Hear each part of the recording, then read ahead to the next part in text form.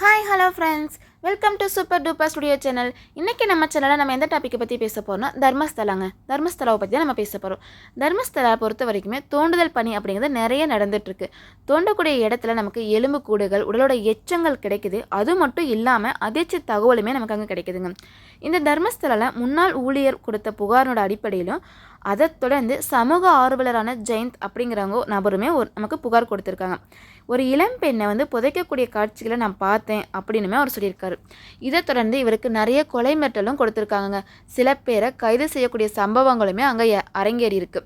அவங்களுக்கு சரியான பாதுகாப்பு கிடைக்கணும் அப்படின்னு சொல்லியிருக்காங்க. முன்னாள் ஊழியர் ஒரு 16 இடங்களை கை காட்டி இந்த இடங்கள்ல எல்லாமே எலும்புகளை நான் புதைச்சிருக்கேன், அதாவது உடலை புதைச்சிருக்கேன் அப்படின்னு சொல்லியிருக்காங்க. அதில் ஆரம்பத்தில் 4 இடத்துல அவங்க தோண்டுதல் பணிகள் நடந்தது.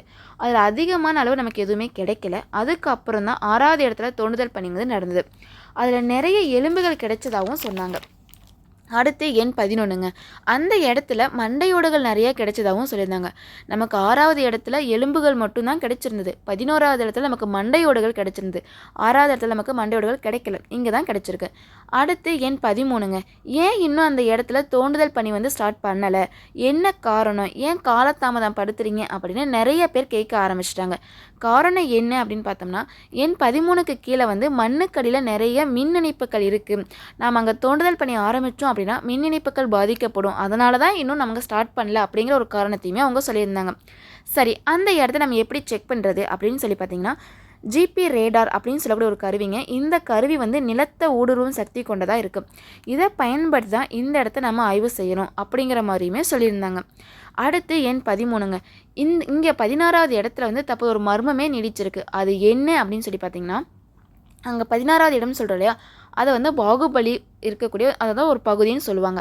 அங்கே மலை அடிவாரத்தில் 10 அடி ஆழத்துக்கு புதிய மண்ணும் கட்டட கழிவுகளெல்லாம் கொட்டியிருக்காங்க அப்படின்னு சொன்னாங்க. இப்போ நமக்கே தெரியும் இல்லையா, ஒரு இடத்துல நார்மலாக இருக்கக்கூடிய மண்ணுக்கும் புதுசாக தோண்டி ஒரு புது மண்ணை கொட்டியிருந்தோம்னா அது ரெண்டுக்கும் டிஃப்ரென்ஸ் நமக்கு தெரியும் இல்லையா.